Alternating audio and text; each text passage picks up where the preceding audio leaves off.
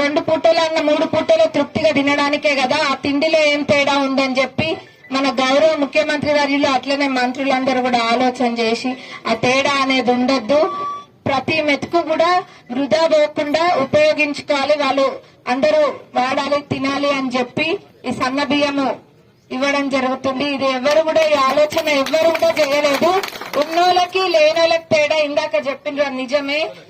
అంటే లేదు కాబట్టి మేము దొడ్డు బియ్యం తినాలా, ఉన్నోళ్ళు సన్న బియ్యం తింటారా అని చెప్పి ఉంటది. ఇప్పుడు ఆ తేడా ఎక్కడ కూడా లేదు. ఉన్నోళ్ళు తినేది అదే తిండి, మీరు తినేది అదే తింటే అన్న ఆలోచన తోటి ప్రభుత్వము పథకం అయితే తీసుకున్నాము, బియ్యం అయితే ఇస్తున్నాం, కానీ అది అంతా అమ్ముకోవడము, లేకపోతే కొంతమంది దోశలు వేసుకుంటారు దాంతో, కొంతమంది ఏమో జొన్న పిండితో పాటు కలిపి పట్టిస్తారు.